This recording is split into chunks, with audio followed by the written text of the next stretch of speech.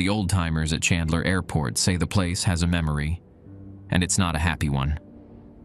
Working the hangar night shift, you learn to feel it. A cold, heavy presence that settles in after the last plane has gone, and the city lights are just a distant shimmer. It's the kind of quiet that lets you hear things you shouldn't. Like the faint, rattling sound of a man shaking a tin can in the empty restaurant kitchen, or the whisper of footsteps in the terminal when no one is there. We've all heard the stories about the old man in the control tower watching ghost planes on a dead runway. But what really gets you is the feeling that he's not watching a plane at all, but rather watching us. My name is Danny Vasquez, and I've been turning wrenches at this airport for 8 months now. Before that, I was bouncing between auto shops in Modesto, barely scraping by after my divorce cleaned out what little savings I had. When my cousin Hector called about an opening at Chandler, night shift, decent pay, benefits after 90 days, I jumped at it. Fresno wasn't exactly my first choice, but it beat sleeping on my sister's couch in Stockton. The airport sits on the edge of town like an afterthought, surrounded by almond orchards and those cookie-cutter housing developments that sprouted up during the boom years. During the day, it's busy enough. Charter flights, cargo runs, flight training from the nearby school.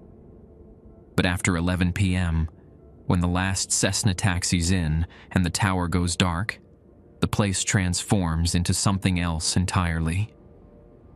I should have paid attention to the way Luis Herrera, the day shift supervisor, always rushed through his handoff reports. How he'd glance over his shoulder while explaining which aircraft needed attention, like something might be listening. Or how Maria Santos, who worked the fuel truck, would cross herself whenever she had to drive past Hangar 7 after sunset. The job itself seemed straightforward enough.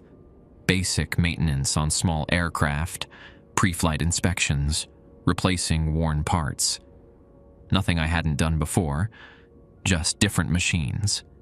The pay was better than anything I'd found in the Central Valley, and the night differential meant I could actually afford my own apartment instead of sharing space with 3 other guys.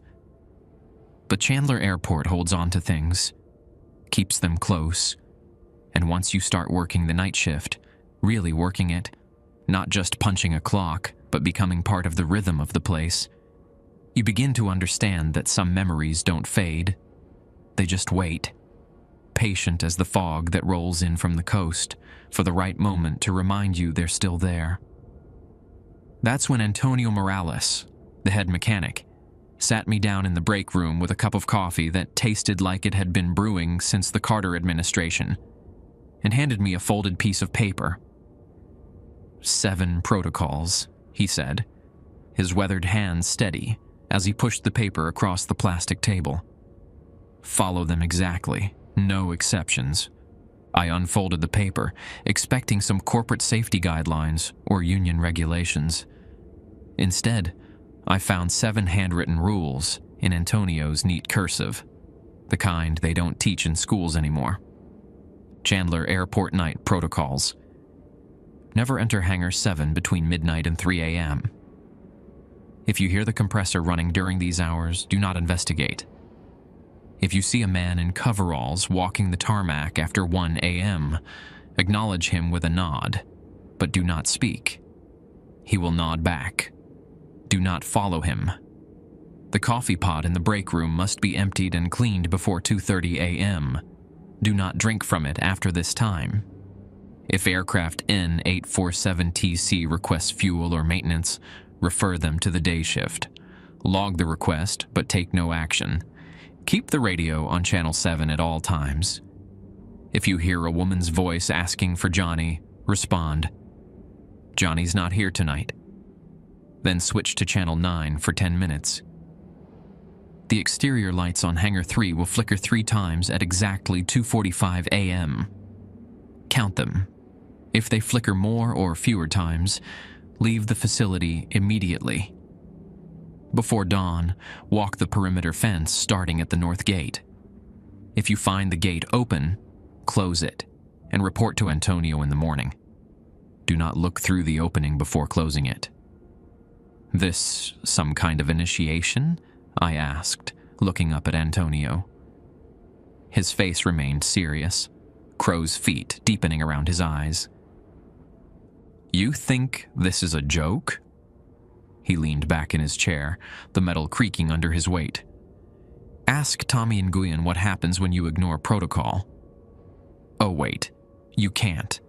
Tommy stopped showing up 3 weeks ago."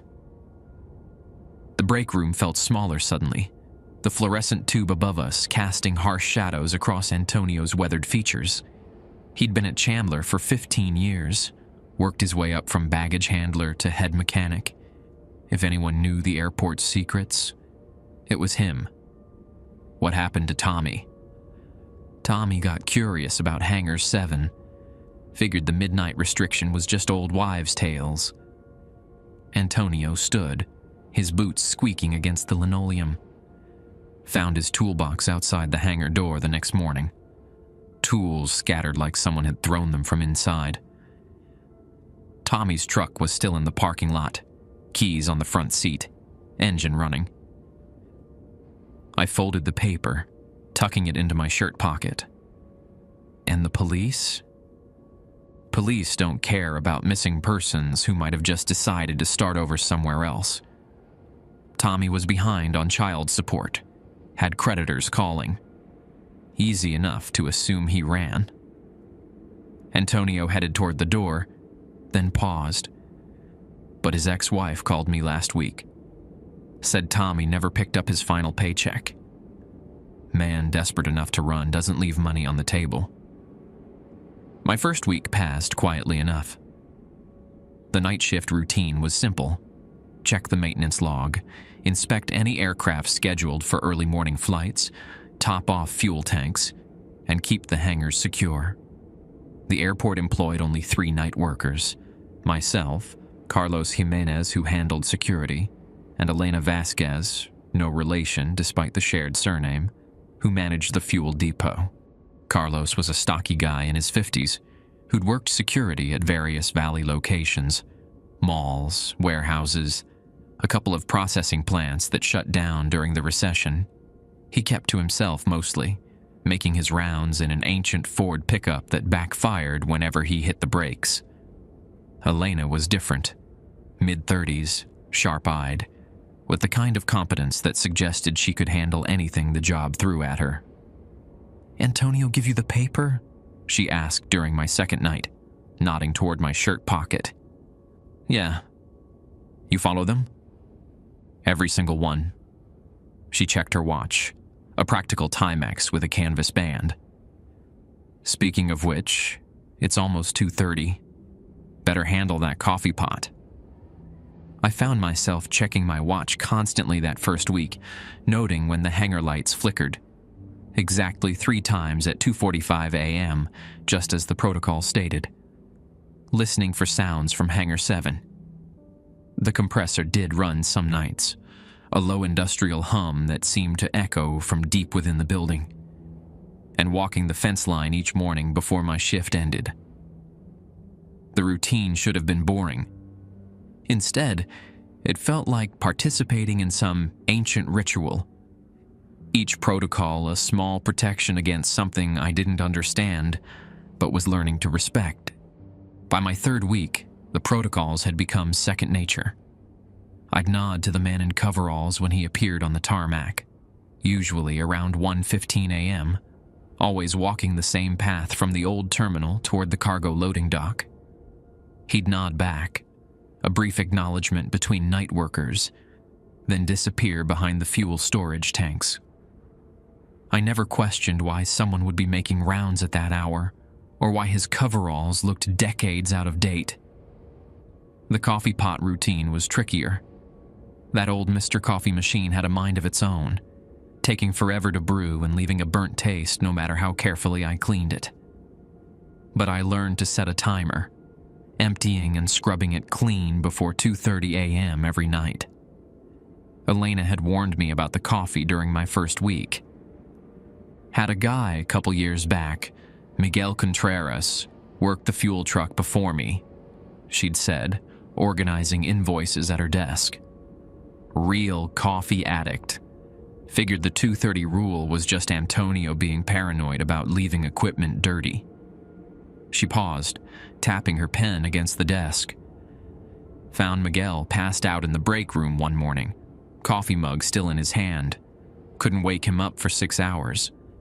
When he finally came around, he kept talking about drowning in black water, seeing faces in the bottom of his cup. Coincidence? Maybe. But Miguel quit that same day, moved back to Bakersfield. Haven't heard from him since. The fence walk bothered me most. Every morning before dawn, I'd grab a flashlight and walk the perimeter, checking for breaks or signs of intrusion. The north gate was always the final stop, a chain-link barrier that separated airport property from the old Ramirez citrus grove. Most mornings, the gate stayed locked tight. But sometimes, maybe once a week, I'd find it standing open, the heavy chain lying in the dirt like a discarded snake. Those mornings, I'd close the gate quickly, snap the lock back in place, and head straight to my truck. The protocol said not to look through the opening, and I understood why. Even in my peripheral vision, I could sense movement in the grove beyond. Shapes that didn't match the orderly rows of orange trees, shadows that seemed to shift against the pre-dawn light. The radio protocol proved the strangest. Channel 7 carried normal air traffic control chatter during busy hours, but after midnight, it mostly stayed quiet. When the woman's voice finally came through, asking for Johnny in a tone that sounded like she'd been searching for him for years, I nearly dropped the handset. "Johnny?" Her voice carried a static-filled longing. "Johnny, are you there?" My throat felt dry, but I managed the response Antonio had taught me. "Johnny's not here tonight." Silence stretched across the airwaves for several heartbeats. Then softly, "Tell him Patricia called." I switched to Channel 9 immediately, my hands shaking slightly as I adjusted the dial. The 10 minutes crawled by, filled only with the ambient hum of the radio and the distant sound of Carlos making his security rounds. When I switched back to Channel 7, the frequency had returned to its usual midnight emptiness. Aircraft N847TC showed up on a Tuesday night in early November. I was checking the maintenance log when Elena burst through the break room door, her face pale in the harsh light. "That plane," she said, pointing toward the window. "The Cessna that just landed. Registration N847TC. I looked out at the tarmac, where a small white aircraft sat near the fuel pumps, its engine ticking as it cooled. Nothing seemed unusual about it, just another late arrival looking for fuel and overnight parking. "Protocol 4, Elena continued. "We're supposed to refer them to day shift."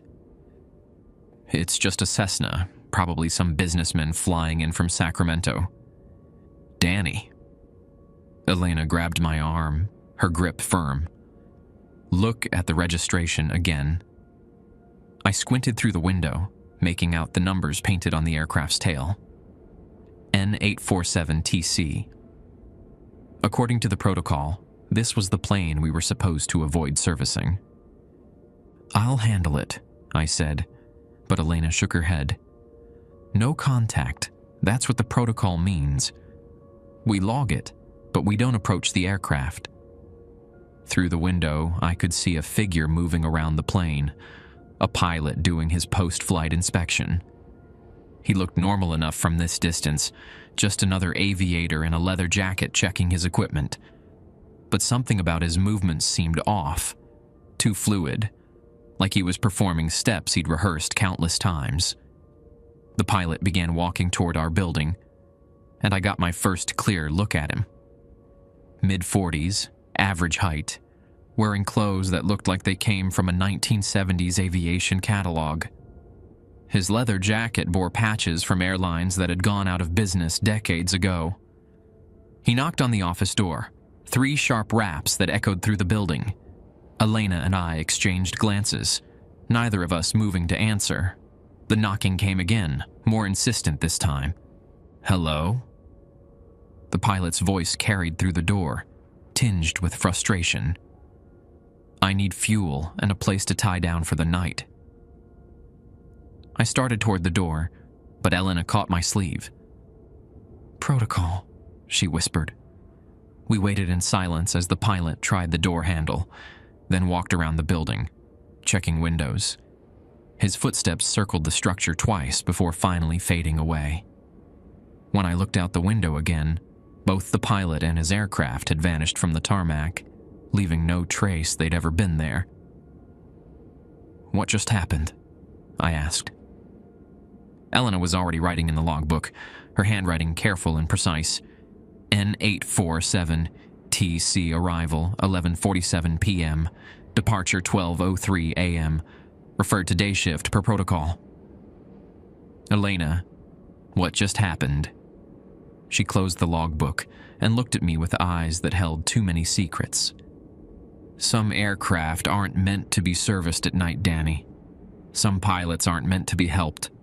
The incident with N847TC left me shaken, but it was nothing compared to what happened the following Thursday.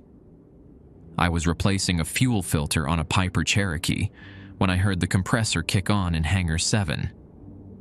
The sound cut through the quiet night air like a rusty blade, a deep, mechanical wheezing that seemed to come from somewhere much deeper than any compressor should reach. My watch read 12:47 a.m., right in the middle of the forbidden window. Protocol 1 was crystal clear: never enter Hangar 7 between midnight and 3 a.m. Don't investigate the compressor.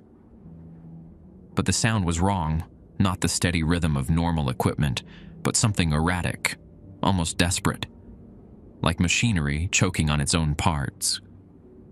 I tried to focus on the Cherokee's engine, but the noise from Hangar 7 grew louder, more insistent. Through the small window in the maintenance bay, I could see the hangar's exterior lights casting a sickly yellow glow across the tarmac. The big sliding doors were closed tight, just as they should be. But something about the building felt different tonight. Hungry. Elena appeared at my shoulder, making me jump. She moved quietly for someone wearing steel-toed boots.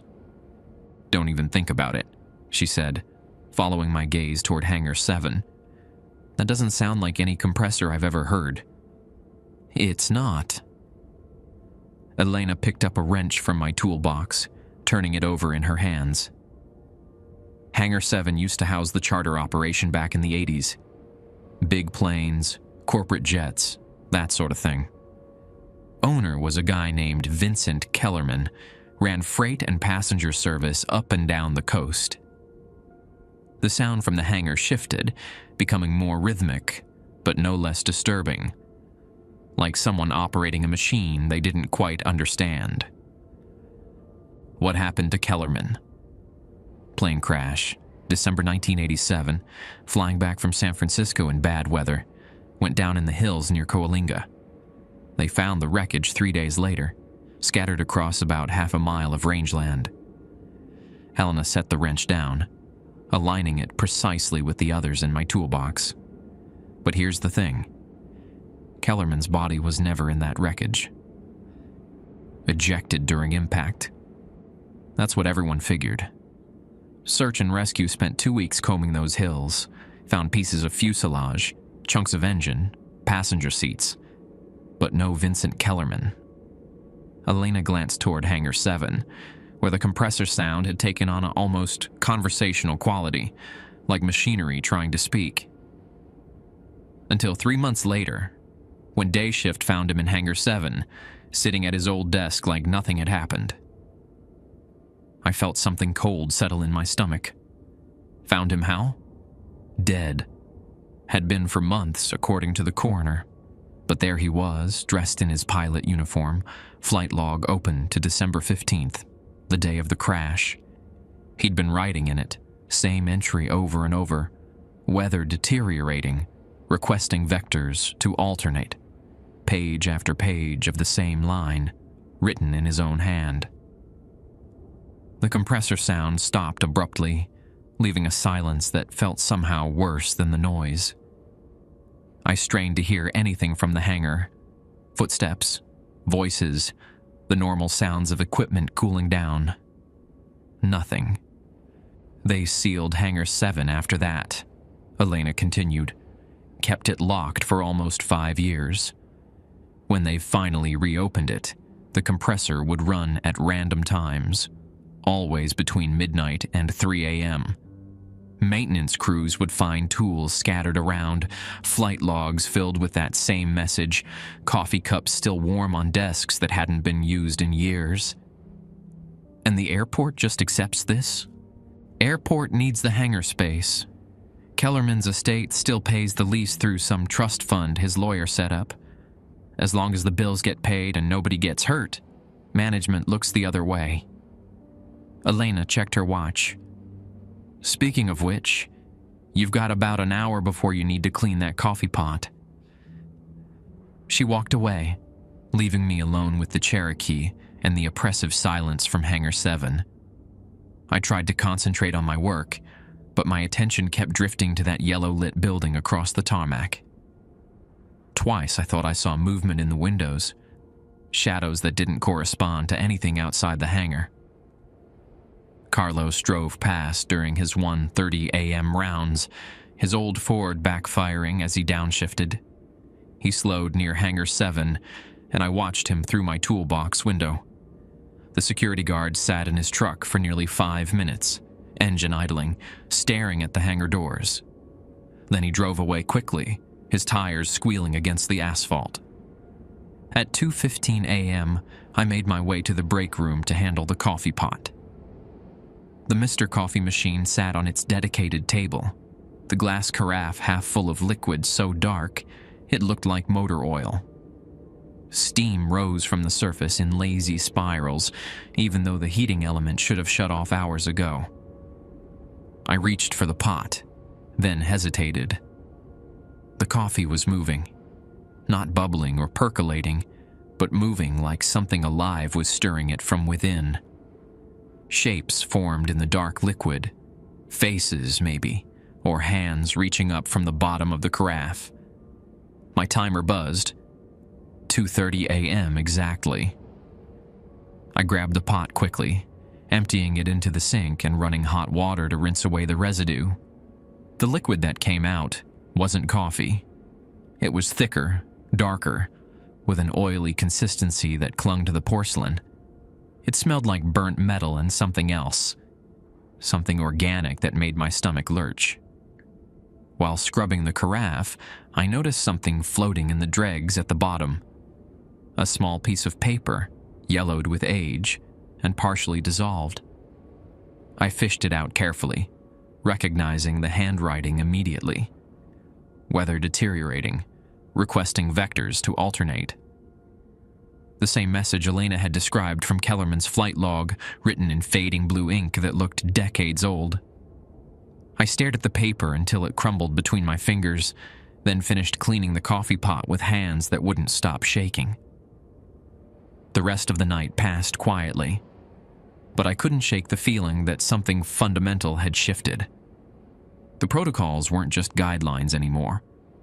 They were a barrier between me and something that had been waiting patiently for years. Something that knew I was there, knew I was learning the rules, and was testing my commitment to following them. When I walked the fence line that morning, I found the north gate hanging open, the chain lying in the dirt, like it had been cut. But as I bent to close it, I caught a glimpse of movement in the citrus grove beyond, a figure in a pilot's uniform standing among the orange trees, staring back at me with eyes that held the patient emptiness of someone who had been waiting far too long to come home.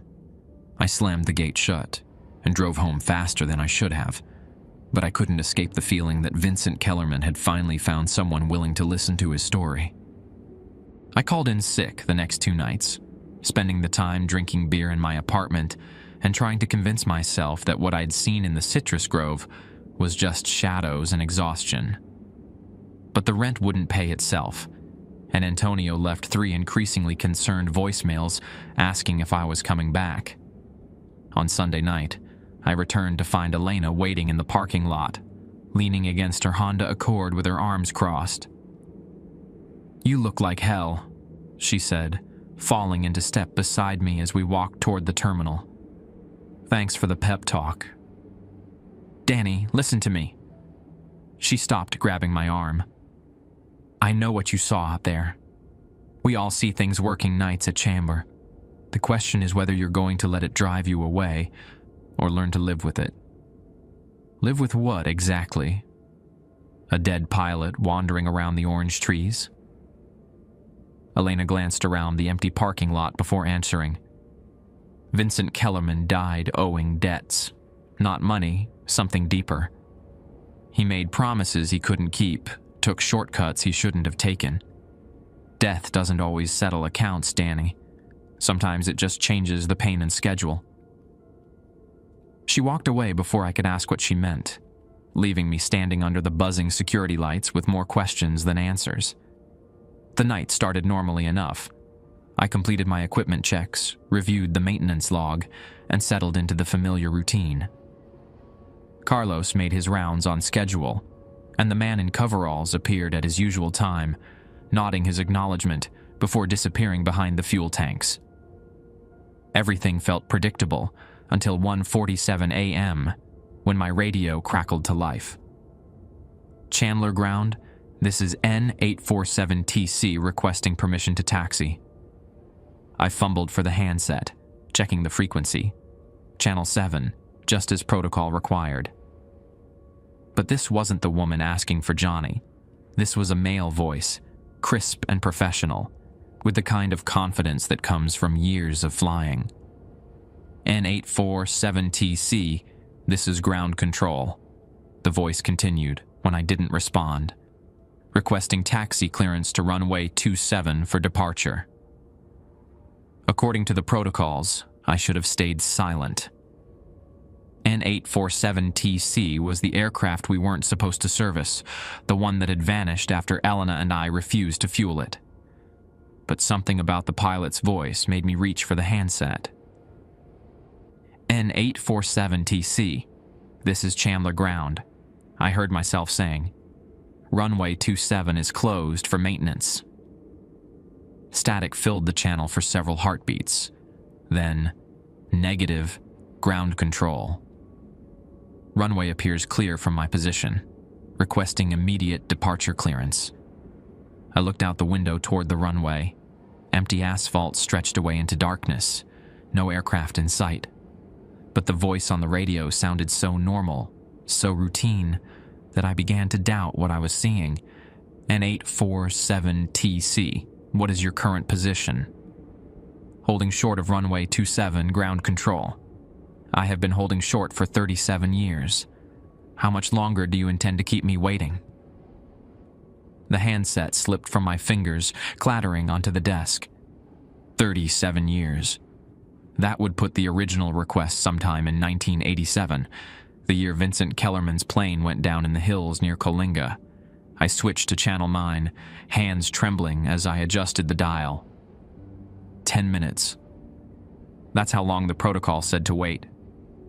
But as I sat there listening to empty static, I couldn't stop thinking about that voice. Professional, patient, but carrying an undertone of frustration that suggested the pilot had been waiting far longer than any reasonable person should. When I switched back to Channel 7, the frequency was quiet again. The coffee pot incident that night was worse than before. I approached the machine at 2:25 a.m., giving myself extra time to complete the cleaning ritual. The carafe was full again, despite being empty when I'd arrived. The liquid inside moved with that same organic motion, but now I could make out distinct shapes forming in the dark surface. Not just faces, but entire scenes playing out like movies projected onto the coffee. I saw an aircraft cockpit, instruments glowing in the darkness, a man's hands gripping the yoke, knuckles white with tension. Rain streaming across the windscreen, and beyond it, hills rising up to meet the plane. The scene repeated over and over, like a recording stuck on loop. At exactly 2:30 a.m., I emptied the pot and began scrubbing. This time, multiple pieces of paper floated in the dregs, fragments of flight logs, weather reports, radio transcripts, all in Vincent Kellerman's handwriting, all related to that final flight from San Francisco. Weather deteriorating rapidly. Unable to maintain altitude. Requesting emergency vectors. Fuel running low. Can anyone hear me? I collected the papers, spreading them out on the break room table. Together, they told the story of a pilot fighting weather and mechanical problems, growing increasingly desperate as his situation deteriorated. But the timestamps were wrong. Some entries were dated weeks after the crash. Others showed times that jumped backward and forward without pattern. The final fragment was different. Fresher paper. Ink that looked wet despite having come from the bottom of a coffee pot that should have been dry. The handwriting was shaky, almost frantic. They won't let me land. Every night I request clearance. Every night they refuse. The runway is clear. I can see it from up here. Why won't they let me come home? I swept the papers into the trash, but not before noticing that this final message was dated today.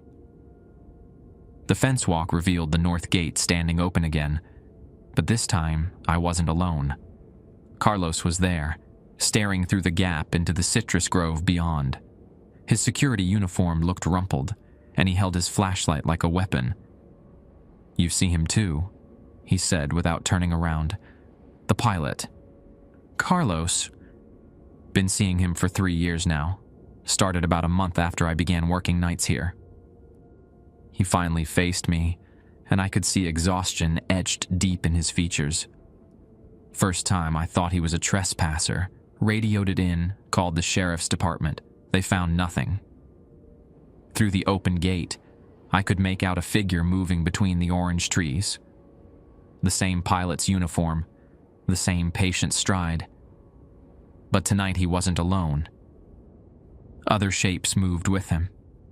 Passengers, maybe, or crew members from flights that never made it home. "Protocol says don't look through the opening," I said. "Protocol says a lot of things." Carlos switched off his flashlight, plunging us into darkness. Question is, what happens when the protocols stop working? We closed the gate together, snapping the heavy lock into place. But as we walked back toward our vehicles, I could hear voices from the citrus grove. Pilots calling out coordinates, passengers asking about arrival times, ground crew requesting permission to approach aircraft that would never land. Vincent Kellerman wasn't the only one who'd never made it home. Chandler Airport sat on a crossroads of sorts, a place where the living and the dead shared the same airspace, following rules that kept them safely separated. At least, that's what I told myself as I drove home through the pre-dawn darkness, trying not to think about what would happen if those rules ever failed. The next morning, I drove to the Fresno County Library instead of going home. If I was going to keep working at Chandler Airport, I needed to understand what I was dealing with. The reference librarian, a patient woman named Mrs. Chen, helped me dig through archived newspapers and accident reports from the 1980s. Vincent Kellerman's story was worse than Elena had told me. According to the Fresno Bee archives, Kellerman Aviation had been struggling financially in the months before the crash. The company was behind on hangar rent, insurance payments, and employee wages. Vincent had been taking increasingly dangerous charter flights, accepting cash payments for trips that legitimate operators wouldn't touch. The December 15th flight wasn't supposed to happen. Weather services had issued severe storm warnings for the entire Central Valley, grounding most aircraft. but Kellerman had taken off anyway, carrying 3 passengers who'd paid him $5,000 cash to fly them to San Francisco, despite the conditions. The passengers' names were listed in the accident report. Maria Santos, age 34, an accountant from Modesto. Robert Chin, age 41, a businessman from Stockton. And Patricia Morales, age 28, a teacher from Fresno who was flying to San Francisco to visit her sick mother. Patricia Morales, the same name as the woman's voice on the radio, asking for Johnny. I spent 3 more hours reading through related articles, obituaries, and follow-up investigations. Patricia had been engaged to a man named Johnny Gutierrez, a mechanic who worked at Chandler Airport in the 1980s. According to her obituary, she'd been planning to marry him the following spring. Johnny Gutierrez had quit his job at Chandler 3 days after the crash. No forwarding address, no final paycheck collected. He'd simply vanished, leaving behind tools, personal belongings, and a fiancée who would never come home. When I arrived for my shift that evening, Antonio was waiting in the break room with 2 cups of coffee from the 7-Eleven across town. His face carried the weight of someone who'd been expecting this conversation for months. "You went digging," he said, sliding 1 cup across the table. "Had to. These protocols, they're not just random rules, are they?" Antonio sipped his coffee, studying my face. "Sit down, Danny. Time you learned the whole story." I took the chair across from him, noting how he'd positioned himself with his back to the wall and a clear view of both exits. Even in our own break room, Antonio maintained the habits of someone who'd learned not to trust his surroundings completely. "Chandler Airport sits on cursed ground," he began. "Not cursed like in the movies, but cursed the way places get cursed when too many people die with unfinished business. Vincent Kellerman was just the beginning." The beginning of what? The patterns, the rules, the things that happen when the living and the dead share the same space. Antonio leaned forward, his voice dropping to barely audible levels. After Kellerman's crash, strange things started happening. Pilots reported seeing aircraft on radar that weren't there. Ground crew found tools moved overnight, equipment that had been shut down running at full power. The night shift started quitting. Good people, experienced workers, walking away from steady jobs without explanation. So management created the protocols? Management doesn't know about the protocols. These rules came from us, the people who work here, who've learned what it takes to coexist with what's left behind. Antonio's hands wrapped around his coffee cup like he was trying to warm himself. Every protocol represents someone who didn't make it home. Vincent Kellerman and his passengers, they're trapped here, reliving that final flight over and over. The protocols keep them contained, give them boundaries they can't cross. What happens if we stop following them? Antonio's expression darkened. "You remember Tommy Nguyen, the mechanic who disappeared 3 weeks ago?" I nodded, recalling Antonio's earlier story about the scattered tools and running truck. Tommy thought he was smarter than the protocols. Started testing them, seeing how far he could bend the rules before something broke. Antonio stood, walking to the window that faced Hangar 7. Protocol 1 says never enter the hangar between midnight and 3 a.m. Tommy figured that was just superstition. He started going in anyway, documenting what he found. And Tommy found Vincent Kellerman's office, exactly as he'd left it in 1987. Flight logs, coffee cups, personal belongings, everything preserved like a museum exhibit. But the office shouldn't exist anymore. That space was renovated in the 90s, turned into storage for aircraft parts. The coffee in my mouth suddenly tasted bitter. How is that possible? Time doesn't work the same way for the dead. They exist in moments, replaying scenes from their lives without regard for what the living world has become. Antonio returned to his seat, his movements careful and controlled. Tommy started spending entire nights in that office, reading Kellerman's flight logs, trying to understand what had gone wrong during that final flight. He thought he could help somehow, maybe find a way to give them peace. Did he? Tommy found something all right, but it wasn't peace. Antonio pulled a folded paper from his shirt pocket, a page torn from a spiral notebook, covered with handwriting I recognized as Tommy's. Found this on my desk 3 weeks ago, the night before Tommy disappeared. I unfolded the paper, reading Tommy's neat printing. Antonio. They want me to fly with them.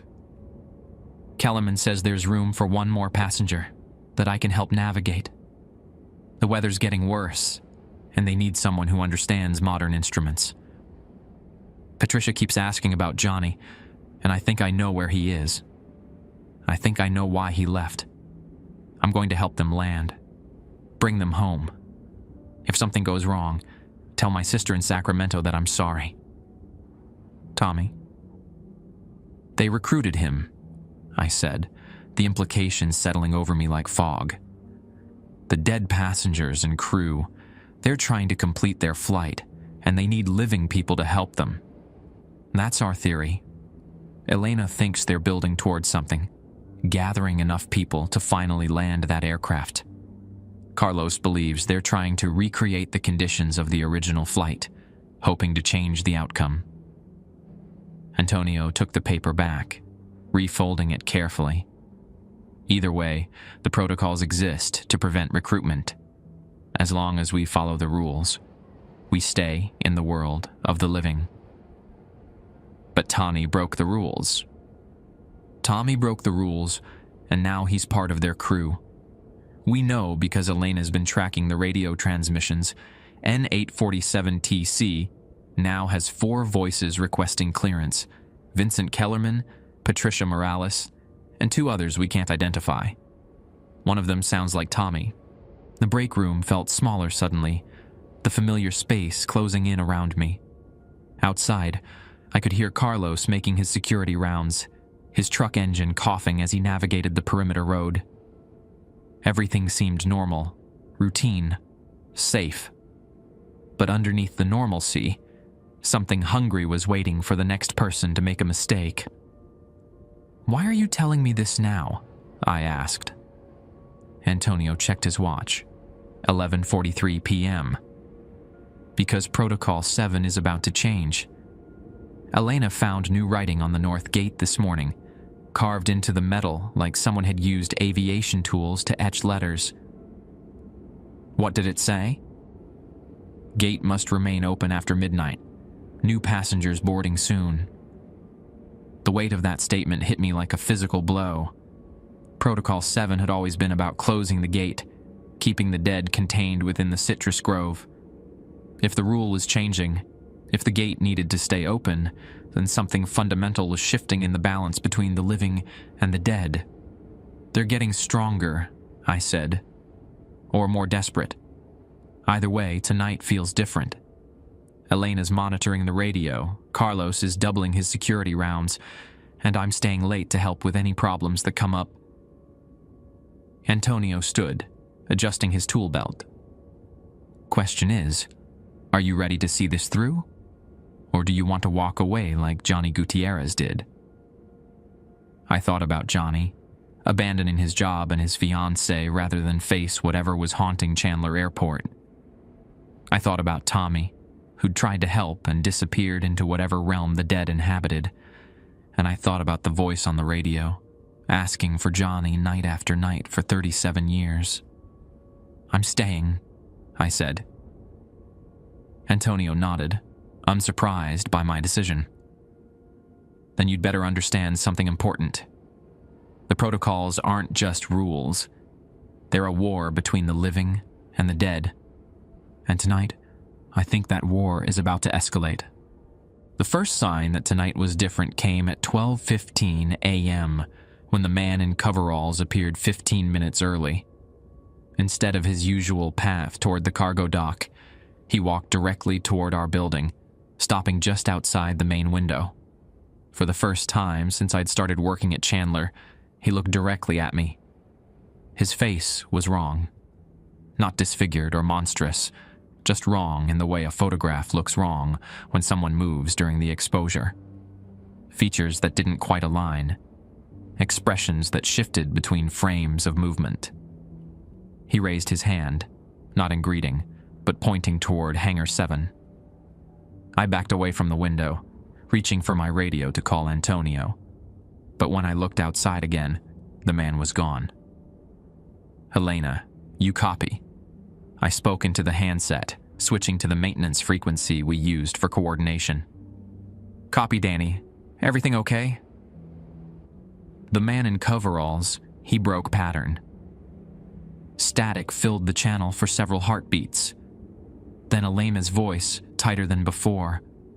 "Antonio, you hear that?" I heard. "Everyone stay alert. Danny, what's your position?" "Maintenance bay working on the Cherokee." But Antonio, he pointed toward Hangar 7. "Acknowledged. Whatever happens tonight, nobody approaches that hangar. I don't care what you see or hear." I tried to return to my work, but concentration was impossible. Every sound from outside, wind through the chain-link fence, Carlos's truck making rounds, the distant hum of equipment, seemed amplified and threatening. At 12:47 a.m., the compressor in Hangar 7 kicked on, right on schedule. But tonight, the sound carried voices, faint but distinguishable. Multiple people talking over each other, like a radio frequency crowded with transmissions. My radio crackled. "Chandler ground. This is N847TC requesting immediate departure clearance." Vincent Kellerman's voice, but clearer than before. Less static, more present. "N847TC, standby," I replied, following the script Antonio had taught me. "Negative, ground control. We have been standing by for 37 years. Our passengers are becoming impatient.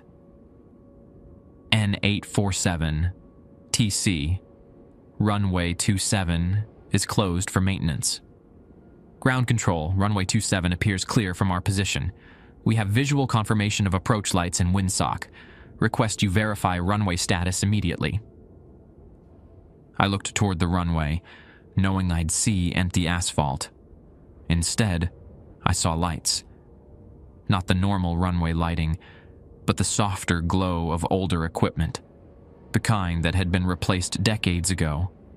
And there, positioned at the threshold, sat a white Cessna with registration N847TC clearly visible on its tail. The aircraft looked solid, real, casting shadows in the runway lights. But the shadows were wrong, stretching in directions that didn't match the light sources. "Elena, Carlos, are you seeing this?" Elena's voice came through immediately. "Seeing what?" "The runway. There's an aircraft at the threshold." "Danny, the runway's empty. I'm looking at it right now from the fuel depot." Carlos chimed in. "Nothing on the runway from my position either.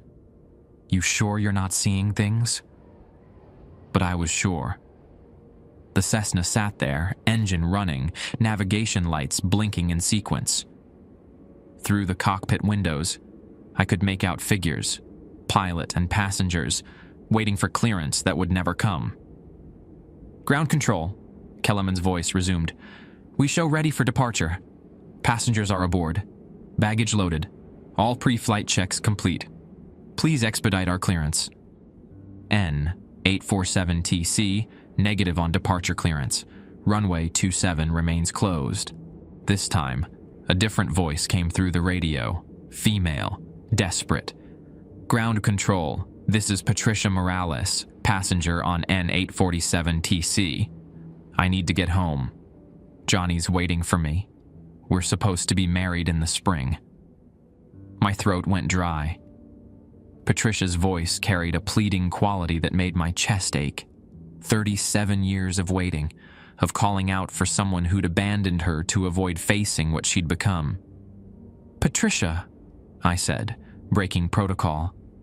"Johnny's not here anymore." Silence stretched across the frequency. Then softly, "He promised he'd wait. He promised we'd be together." "Patricia, Johnny left. He couldn't handle." "You're lying." The transmission exploded with static and fury. "Johnny's here. I can see him. He's standing by the gate, waiting for me to come home." I grabbed my flashlight and ran outside, scanning the perimeter for any sign of movement near the north gate. The chain-link barrier stood open, just as the new protocol required, but I couldn't see anyone in the citrus grove beyond. Antonio's voice crackled through my radio. "Danny, get back inside. Now." "Antonio, I think Johnny Gutierrez is here. Patricia can see him." "Danny, Johnny Gutierrez died 15 years ago. Car accident on Highway 99, just north of Merced. Elena found his obituary last week while researching the airport's history." The information hit me like a physical blow. Johnny hadn't run away to escape his grief. He died, probably driving too fast on a dark road, consumed by guilt over Patricia's death. For 15 years, his spirit had been wandering, unable to find peace while his fiancée remained trapped at the airport. "Then who's been walking the perimeter?" I asked. "That's what we're trying to figure out," Antonio replied. "But right now, you need to get back inside and stay away from that gate." I started toward the building, but movement in my peripheral vision made me turn. A figure was walking across the tarmac, not the man in coveralls, but someone in civilian clothes. Jeans, work boots, a flannel shirt that looked like it had been worn for decades. As he moved through the runway lights, I got a clear look at his face. Mid-30s, Hispanic features, with the kind of lean build that comes from physical labor. He walked with purpose, heading directly toward the open north gate. Even from 50 yards away, I could see the pain in his posture, the weight of guilt and regret that had followed him for 37 years. Johnny Gutierrez had finally come home. "Patricia," he called out, his voice carrying across the empty tarmac. "Patricia, I'm here. I'm sorry I'm late." The radio crackled. "Johnny? Johnny, is that really you? I'm here, Mina Moore. I came as soon as I could." "I've been waiting. The plane's ready to leave, but they won't give us clearance." Johnny reached the gate, standing in the opening between the living world and whatever realm the dead inhabited. "I know. I'm going to fix this." He turned toward our building, and I could see his face clearly now. Death hadn't changed him much. He still looked like the young mechanic who'd worked at Chandler in the 1980s. But his eyes held decades of guilt and longing, the accumulated weight of knowing his fiancée was trapped while he wandered free. "Ground control," he said, though he wasn't carrying a radio. "This is Johnny Gutierrez requesting permission to board N847TC as passenger." My radio automatically responded to his transmission. "Say again." "Ground control, I'm requesting permission to board N847TC. I have unfinished business with the passengers." Antonio's voice cut through. "Danny, do not respond to that transmission." But I was already reaching for the handset. Johnny had spent 37 years searching for a way to reunite with Patricia. Now he was here, ready to board an aircraft that existed somewhere between life and death. "Johnny," I said into the radio, "are you sure about this?" He nodded toward the building, though I wasn't sure he could actually see me. Patricia's been waiting long enough. Time for me to keep my promise. Johnny, if you board that aircraft, I know what happens. Been talking to Tommy Nguyen. He explained the situation. Johnny's voice carried a peace I hadn't expected. Some promises are worth keeping, even if it costs everything. He walked through the gate into the citrus grove, disappearing among the orange trees. Moments later, my radio crackled with Patricia's voice, filled with joy I hadn't heard before. Johnny. Oh God, Johnny, you're here. I'm here, Patricia. I'm never leaving again. The runway lights began to flicker, and I could see N847TC starting to move, taxiing slowly toward the active runway. Whatever had been holding the aircraft in limbo for 37 years was finally releasing its grip. But as I watched the ghost plane prepare for takeoff, I realized that some departures create arrivals, and something else was coming to fill the void left by Vincent Kellerman's crew. N847TC reached the end of the runway at exactly 1:33 a.m. I watched through the maintenance bay window as the aircraft turned, aligning itself with the centerline for takeoff. The engine note changed, rising to a pitch that seemed to vibrate through the building's foundation. Ground control, N847TC ready for departure. Vincent Kellerman's voice came through the radio one final time. All passengers aboard, all systems normal, requesting takeoff clearance for San Francisco. I looked at the handset, knowing that my next words would either trap them forever or finally set them free. Antonio had made the protocols clear. Never give clearance to N847TC. But listening to Patricia's laughter as she reunited with Johnny, hearing the relief in Kellerman's voice as his long vigil neared its end, I couldn't bring myself to deny them passage. N847TC, I said, my voice steady despite my racing heart. You are cleared for takeoff runway 27. Winds calm, visibility unlimited. Fly safe. Copy. Ground control.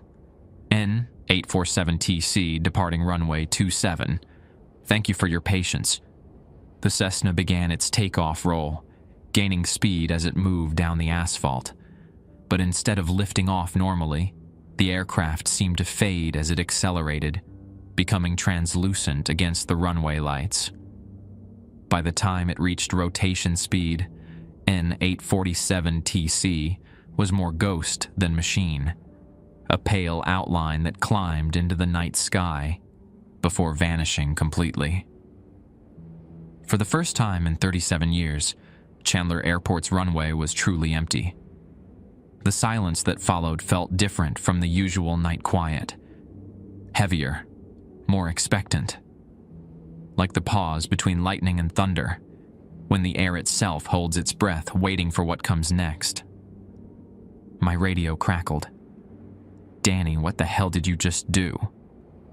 Antonio's voice carried a mixture of shock and anger. I gave them clearance. They've been waiting long enough. Those protocols exist for a reason. You can't just... Antonio's transmission cut off abruptly, replaced by static. I tried reaching Elena and Carlos, but got no response from either.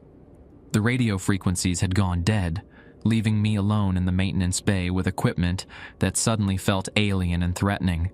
The compressor in Hangar 7 stopped running. After months of hearing that mechanical wheeze every night between midnight and 3 a.m., the sudden silence was more disturbing than the noise had ever been. I grabbed my flashlight and stepped outside, scanning the tarmac for any sign of my co-workers. Carlos's security truck sat abandoned near the fuel depot, driver's door hanging open, engine still running.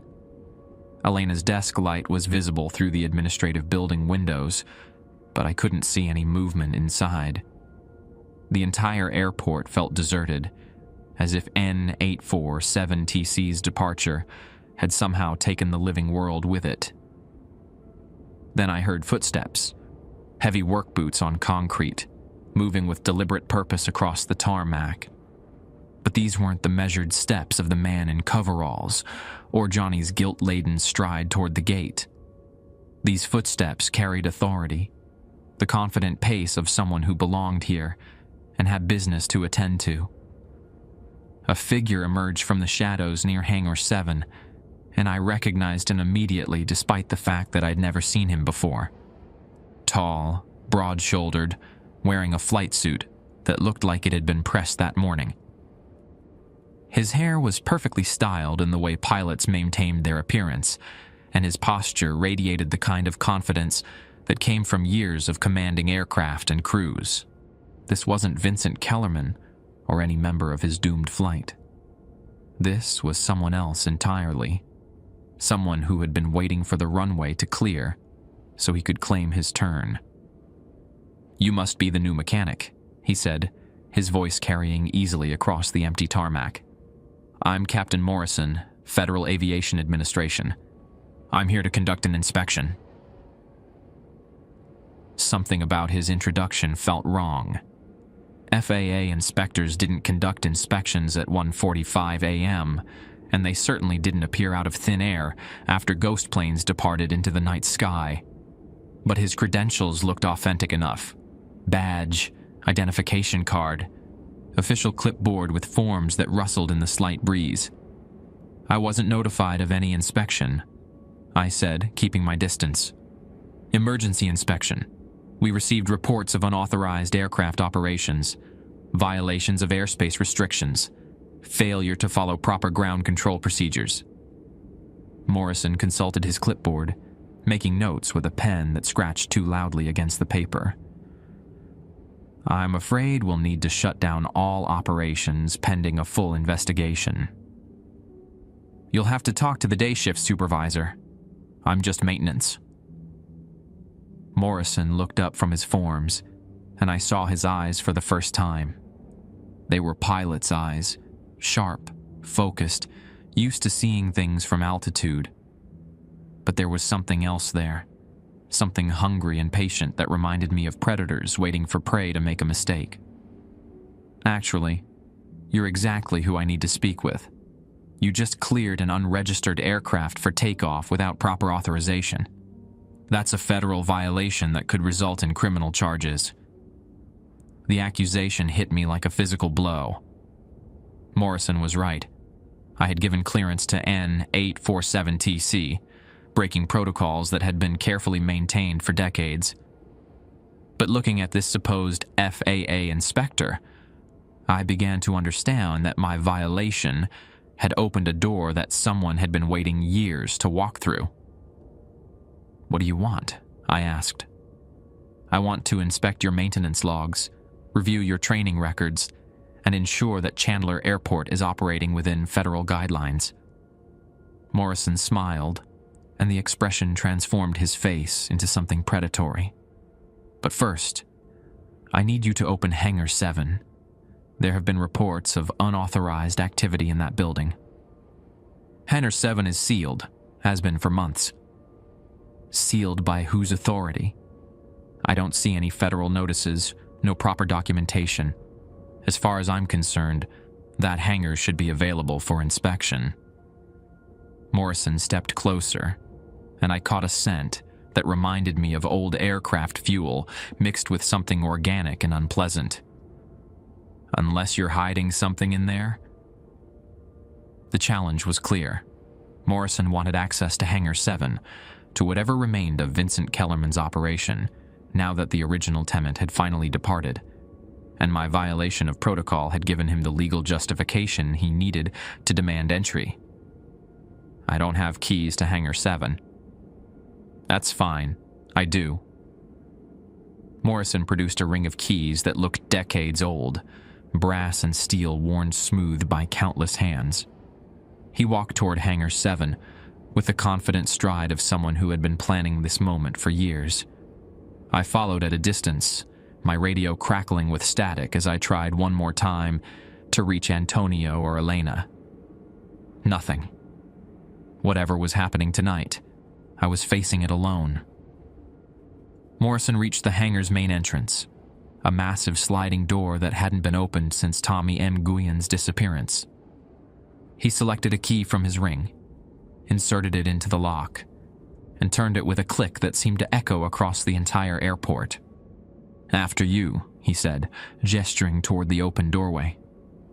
Beyond the threshold, Hangar 7 waited in darkness. But it wasn't the empty darkness of an abandoned building.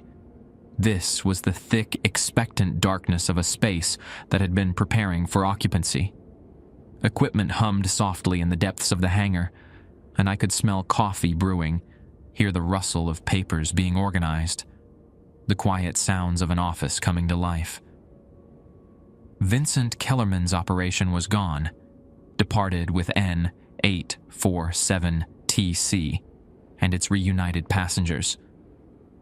But something else had moved into the vacant space, something that had been waiting patiently for its opportunity to establish operations at Chandler Airport. Morrison stepped through the doorway, and the darkness seemed to welcome him home. "Coming, mechanic? We have a lot of work to do, and the night is still young." I stood at the threshold, knowing that crossing it would change everything. The protocols had been designed to maintain balance between the living and the dead, to keep supernatural forces contained within acceptable boundaries. By giving clearance to N847TC, I had disrupted that balance, and Captain Morrison, whoever or whatever he really was, intended to make sure I understood the consequences of my actions. I stepped across the threshold. The darkness inside Hangar 7 wasn't empty anymore. Vincent Kellerman's office had been restored to perfect 1987 condition. Wood-paneled walls, aviation charts, coffee stains on the desk blotter. But the nameplate read, "Captain J. Morrison, Federal Aviation Administration," and the papers scattered across the surface bore today's date. "Excellent," Morrison said, settling into the chair behind the desk like he'd been using it for years. "Now we can discuss your new position." My new position. Every operation needs qualified ground personnel. Kellerman learned that lesson too late. Tried to run everything himself, cut corners on staffing, ignored proper protocols. Morrison opened a file cabinet that definitely hadn't been there when Tommy Nguyen disappeared. I prefer a more systematic approach. The cabinet contained personnel files for every night shift worker at Chandler Airport, going back decades. I saw Tommy's folder, thick with photographs and handwritten notes. Elena's file sat right beside it, along with Carlos's security records and my own maintenance reports. You've been watching us, studying you, learning your strengths, your weaknesses, your willingness to bend rules when circumstances demand it. Morrison pulled out my file, spreading its contents across the desk. Tonight proved you have the flexibility I need in a ground operations supervisor. The photographs in my file showed me following the protocols, cleaning the coffee pot, walking the fence line, nodding to the man in coveralls. But they also captured moments I didn't remember being photographed.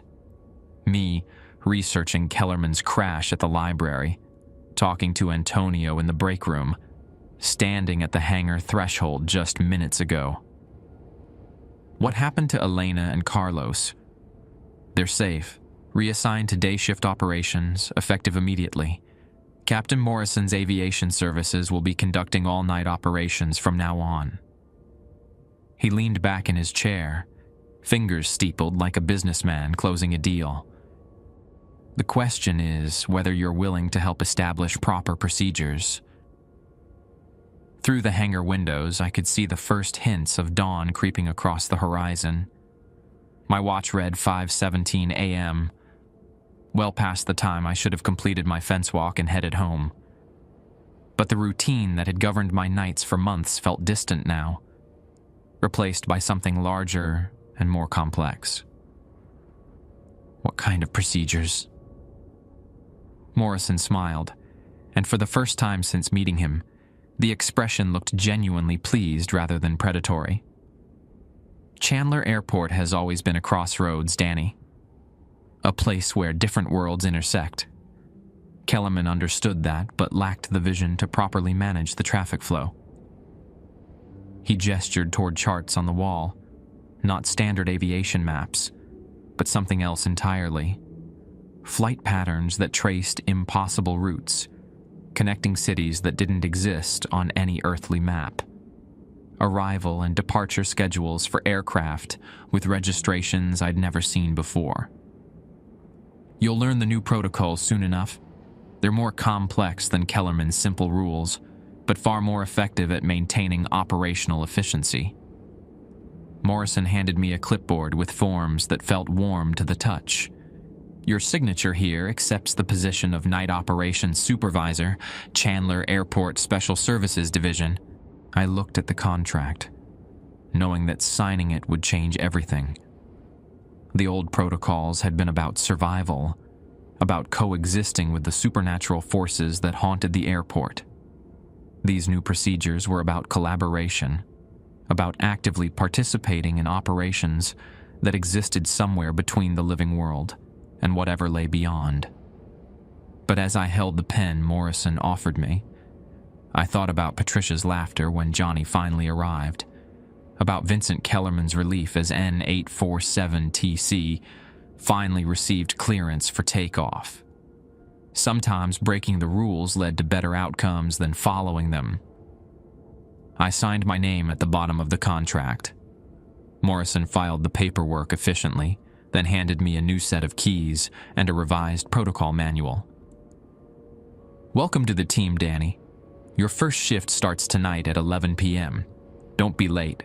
We have a very busy schedule ahead of us.